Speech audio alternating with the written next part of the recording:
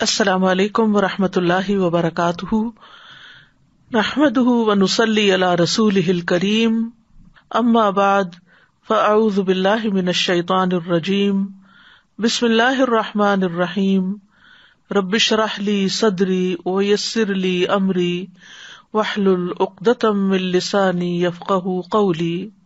کثرت سے درود پڑھنا۔ رسول اللہ صلی اللہ علیہ وسلم نے فرمایا، جمعہ کے دن اور جمعے کی رات کو کثرت سے مجھ پر درود پڑھا کرو، بس جو آدمی مجھ پر ایک دفعہ درود بھیجے گا اللہ اس پر 10 رحمتیں نازل کرے گا۔ اللہم صلی علی محمد۔ رسول اللہ صلی اللہ علیہ وسلم نے فرمایا، تمہارے افضل دنوں میں سے جمعے کا دن ہے۔ اسی دن آدم علیہ السلام پیدا کیے گئے، اسی دن ان کی روح قبض کی گئی، اسی دن سور پھونکا جائے گا اور اس دن سب لوگ بے ہوش ہوں گے، اس لیے اس دن مجھ پر کثرت سے درود بھیجا کرو، کیونکہ تمہارا درود مجھ پر پیش کیا جاتا ہے۔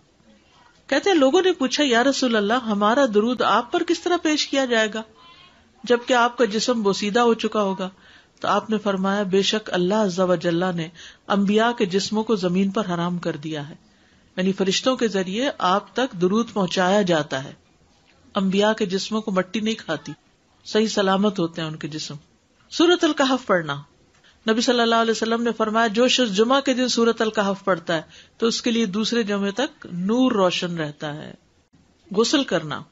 ہر بالغ پر جمعہ کے لیے جانا ضروری ہے، اور ہر وہ شخص جس پر جمعہ کے لیے جانا ضروری ہے اس پر غسل ہے، یعنی اس کو لازمی غسل کرنا چاہیے، الا یہ کہ کوئی مجبوری ہو۔ تو آپ اپنا اسکیجول اس طرح بنائیں نا کہ جیسے اگر آپ ہر روز نہاتے ہیں پھر تو کوئی مسئلہ نہیں، لیکن اگر آپ ایک دن چھوڑ کے ایک دن نہاتے ہیں تو آپ پھر اس طرح اسکیجول کریں کہ جیسے آپ منڈے کو نہائے، پھر وینسڈے کو نہائے، پھر جمعے کو نہائے، پھر آپ سیٹرڈے سنڈے اگر نہیں بھی نہاتے پھر منڈے، تو اس طرح آپ جمعے کو مس نہیں کریں گے۔ یہ نہیں کہ جمعرات کو نہا کے جمعہ کو چھوڑ دیا، یا جمعہ چھوڑ کے ہفتے کو نہائے، ایسا نہیں کرنا چاہیے۔ علماء نے غسل کے حکم کے بارے میں اختلاف کیا، بعض تو کہتے ہیں یہ واجب ہے، یعنی فرض کے درجے میں ہے، اور جمہور علماء یہ کہتے ہیں کہ مستحب ہے، پسندیدہ ہے، افضل عمل ہے۔ حدیث میں آتا ہے، جس نے جمعے کے دن وضو کیا اس نے اچھا کیا، اور جس نے غسل کیا تو یہ افضل ہے۔ صفائی میں مبالغہ ہوتی نا، ویکلی صفائی آپ کو کرنی ہوتی ہے، یعنی جیسے ناخن وغیرہ کاٹتے ہیں یا پھر اپنے زائد بال وغیرہ اتارتے ہیں، تو یہ سب چیزیں اگر جمعے کے دن ہو تو زیادہ بہتر ہے۔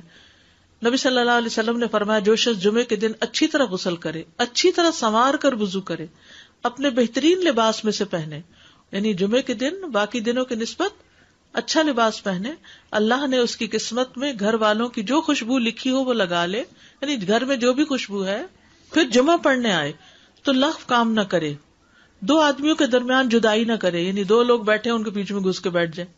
اس جمعے اور دوسرے جمعے کے درمیان کے پورے ہفتے کے گناہ معاف کر دیے جاتے ہیں۔ پھر مسواک کرنا۔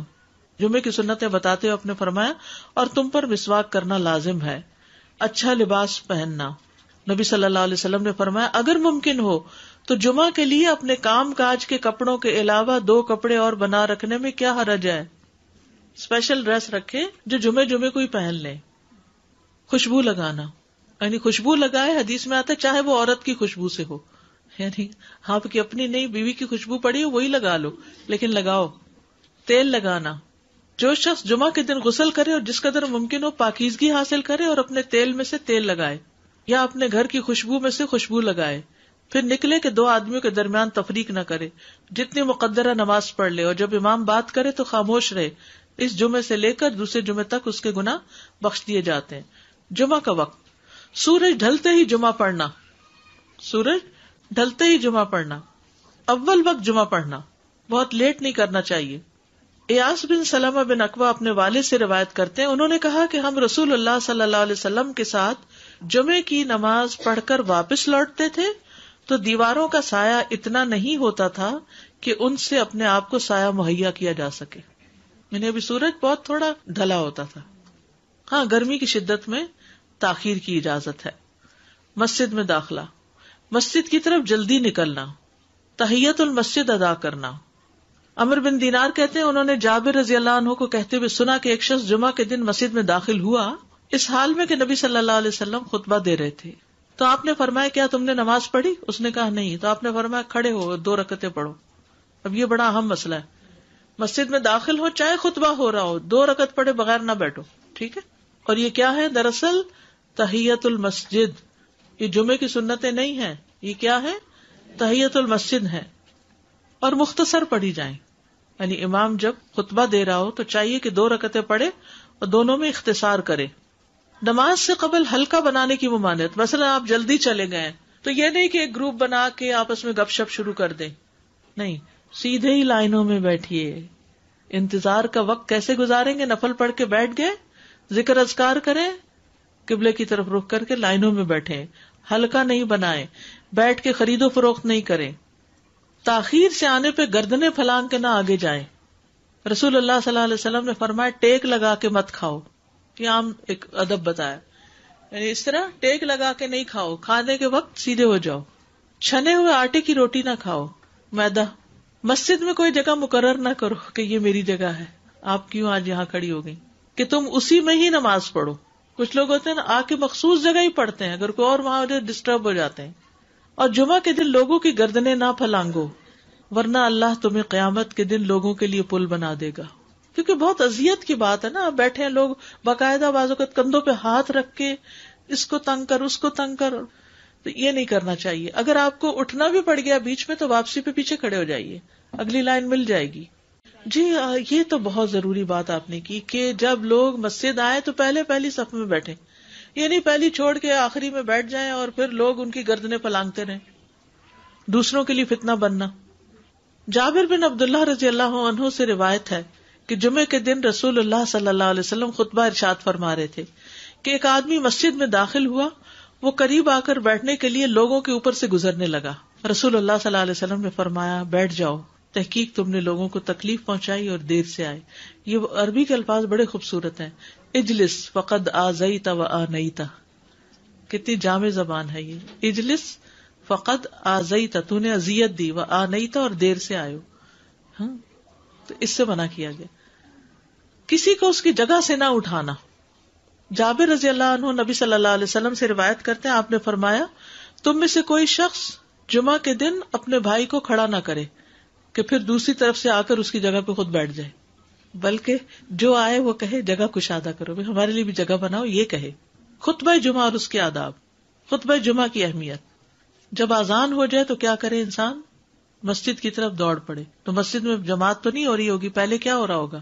خطبہ ہو رہا ہوگا. امام کا خطبے سے پہلے سلام کرنا. نبی صلی اللہ علیہ وسلم جب ممبر پر چڑھتے تو حاضرین کو السلام علیکم کہتے. امام کا کھڑے ہو کر خطبہ دینا. رسول اللہ صلی اللہ علیہ وسلم کھڑے ہو کر خطبہ دیتے، پھر بیٹھ جاتے، پھر کھڑے ہوتے اور کھڑے ہو کر خطبہ دیتے، یعنی بیچ میں تھوڑا سا بیٹھ بھی جاتے تھے. جس نے تمہیں یہ خبر دی کہ آپ بیٹھ کر خطبہ دیتے تھے تو تحقیق اس نے جھوٹ بولا. بس یقیناً اللہ کی قسم میں نے آپ کے ساتھ 2000 سے زائد نمازیں پڑھی ہیں، یعنی جن میں بہت سے جمعے بھی آئے ہیں، تو ایسا کچھ نہیں. امام کا 2 خطبے دینا، یعنی کھڑے تھے پہلے، پھر ذرا بیٹھ گئے، پھر دوسری دفعہ اٹھے، تو یہ 2 خطبے ہو گئے. مختصر خطبہ دینا. آپ کے خطبات چند کلمات ہوا کرتے تھے، بہت لمبی تقریریں نہیں. آپ کا خطبہ درمیانہ ہوتا تھا. نبی صلی اللہ علیہ وسلم نے فرمایا آدمی کا نماز کو لمبا کرنا اور خطبے کو مختصر کرنا اس کی سمجھداری کی علامت ہے. بس نماز لمبی کرو اور خطبہ مختصر کرو، کیونکہ بعض بیان جادو جیسا اثر رکھتے ہیں، یعنی تھوڑا بھی بات کرو گے تو دل میں چلی جائے گی. نماز پہ زیادہ توجہ. نبی صلی اللہ علیہ وسلم کا خطبے میں سورۃ قاف پڑھنا. حارثہ بن نعمان کی بیٹی سے روایت ہے، کہتی ہے کہ میں نے سورۃ قاف رسول اللہ صلی اللہ علیہ وسلم سے سن کر حفظ کر لی. آپ ہر جمعے کو خطبے میں پڑھا کرتے تھے. سامعین کا امام کی طرف رخ کرنا، یعنی جمعے کے دن یہ نہیں کہ آپ کرسی لگا کے کسی اور طرف منہ کر کے بیٹھ جائیں اور جب جماعت ہو تو پھر صف میں کھڑے. نہیں، آپ صف میں بیٹھے ہو، کس طرف منہ ہو؟ قبلہ رخ ہو. امام سامنے ہی ہوگا نا قبلے کی طرف. ایک صحابی کہتے کہ جب آپ ممبر پہ چڑھتے تو ہم اپنے چہروں کے ساتھ آپ کی طرف متوجہ ہوتے، ادھر ادھر نہیں دیکھتے تھے خطبے کے دوران. امام کے قریب بیٹھنا. اللہ کے نبی صلی اللہ علیہ وسلم نے فرمایا ذکر میں حاضر ہوا کرو، یعنی خطبہ میں، اور امام کے قریب بیٹھا کرو. بے شک آدمی دور ہوتا رہتا ہے حتیٰ کہ وہ جنت میں بھی پیچھے ہی ہوگا اگرچہ وہ اس میں داخل بھی ہو جائے. تاخیر کی اتنی مذمت ہے. خاموشی سے خطبہ سننا، یعنی بات نہیں کرنی چاہیے، کوئی اہم بات بھی نہیں پوچھنی چاہیے.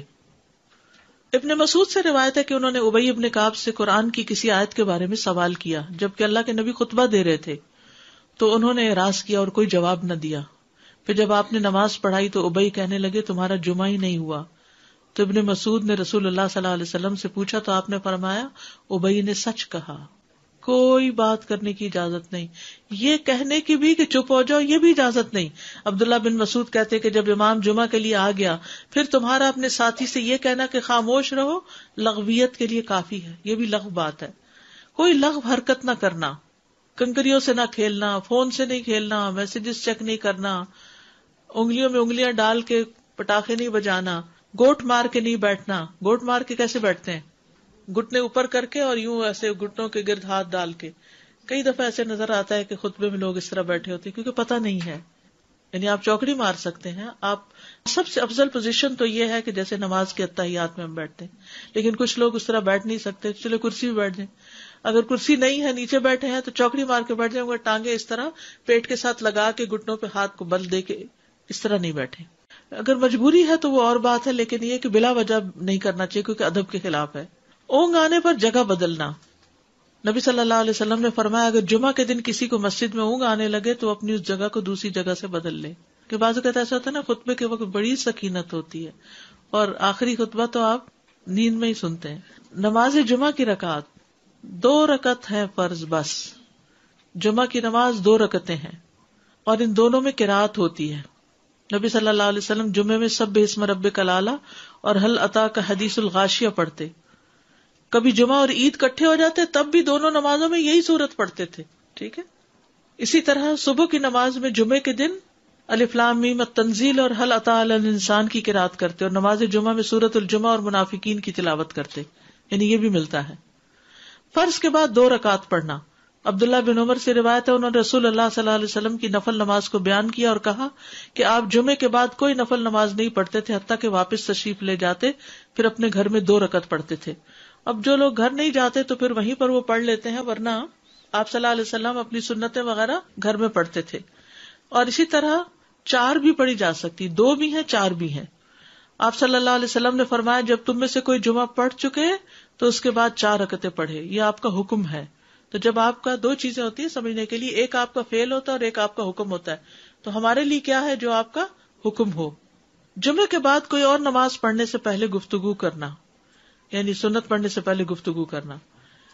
اسما بن مالک سے مرفوعاً روایت ہے کہ جب تم میں سے کوئی آدمی جمعہ کی نماز پڑھے تو اس کے بعد اس وقت تک کوئی نماز ادا نہ کرے جب تک کسی سے کلام نہ کرے یا اس جگہ سے نکل نہ جائے. پہلے منع تھا، اب کوئی نہ کوئی بات کر لینی چاہیے. نہیں سمجھ آئی؟ یعنی جمعہ پڑھ لیا آپ نے اور پھر کسی سے آپ سلام دعا کر لیں، اس کے بعد سنت پڑھیں یا نفل جو بھی. ٹھیک ہے. اور گھر جانا ہے تو گھر جا کے پڑھیں، اور اگر گھر نہیں جانا کام پہ جانا ہے تو ادھر ہی پڑھ کے چلے جائیں.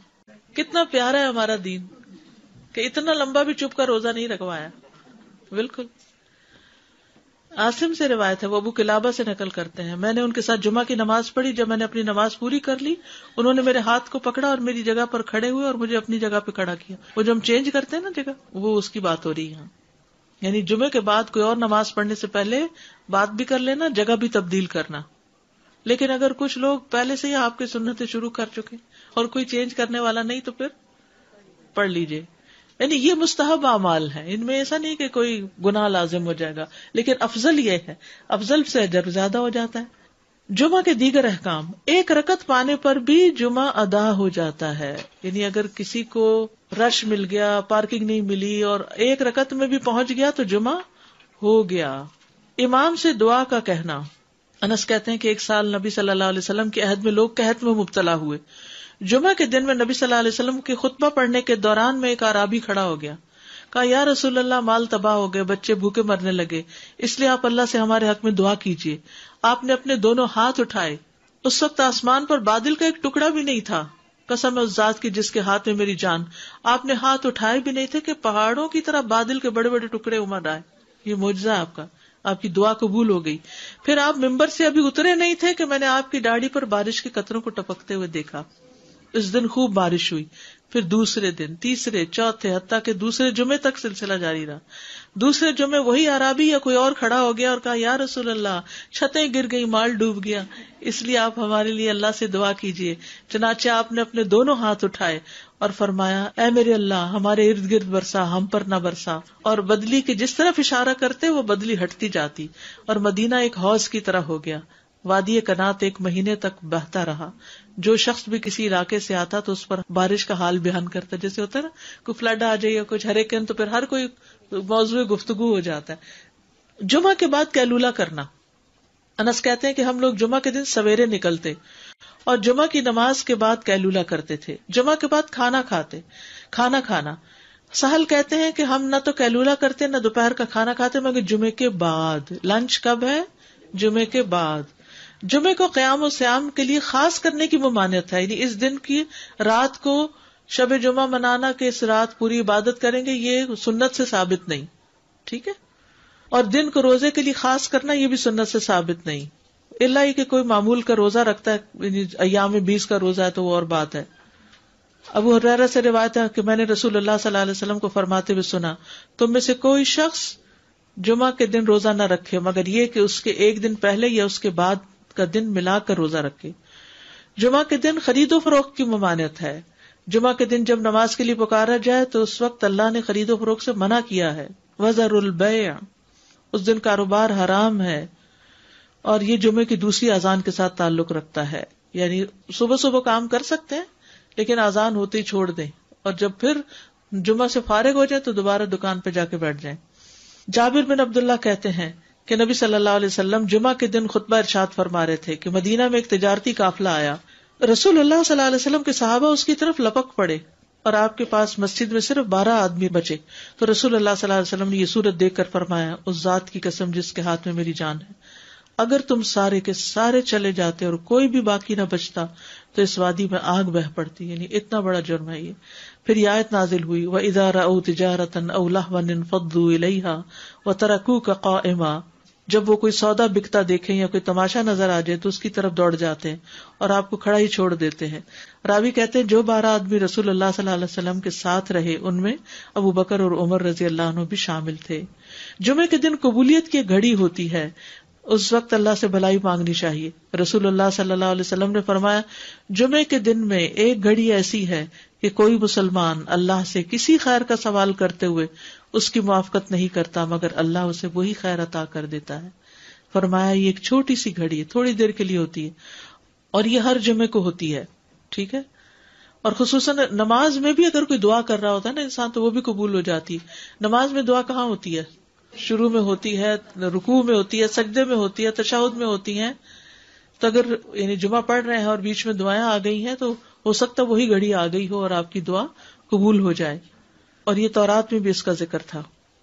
ابو ہریرہ رضی اللہ عنہ کہتے ہیں کہ رسول اللہ صلی اللہ علیہ وسلم نے فرمایا، بہترین دن جس میں سورج طلوع ہوتا ہے جمعہ کا دن ہے۔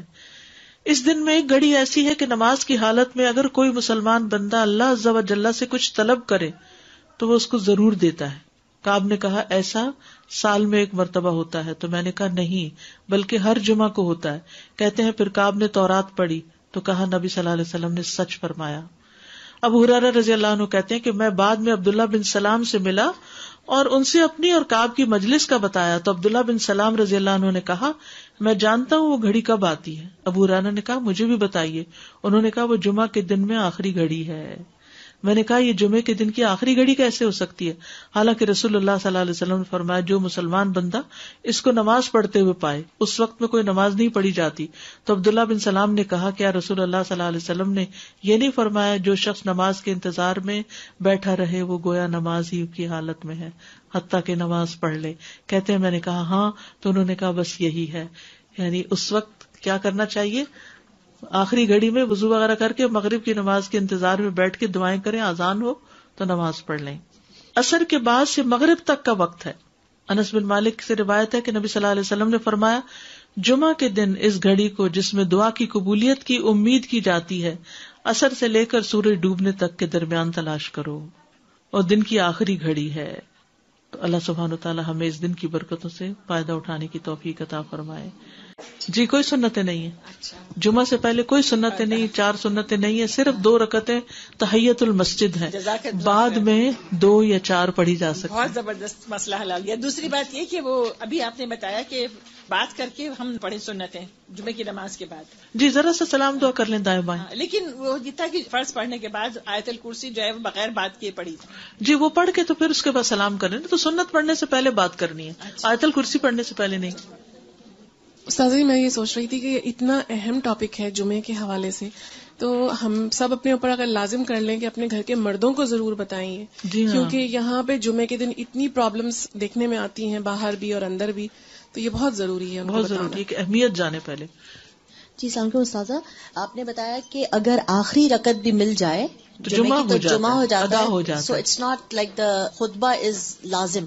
نہیں، ویسے تو وہ شروع میں جانے کا جو اجر و ثواب ہے، اور لیکن خطبہ اگر نہیں ملا کسی وجہ سے تو اس شخص کا جمعہ قضا نہیں ہوا۔ اوکے، کیونکہ وہاں مسجد میں لوگ یہ کہتے ہیں آپ خطبہ میں لیٹ آئے ہو، اب آپ کو دوسرا خطبہ پکڑنا ہوگا، نہیں نہیں نہیں، بیکاز دین ایسا یو کچھ کین فائنڈ دا جمعہ۔ اور سیکنڈ ایک بات آپ نے کہی کہ 2 رکعتیں ہیں جمعہ کی فرض جو مسجد میں ہے، بٹ اگر عورت گھر پر ہے تو پھر ظہر 4 ہی پڑے ہوئے گی، گی ظہر جی کی۔ ہاں، اوکے، ظہر کی 4 پڑے گی۔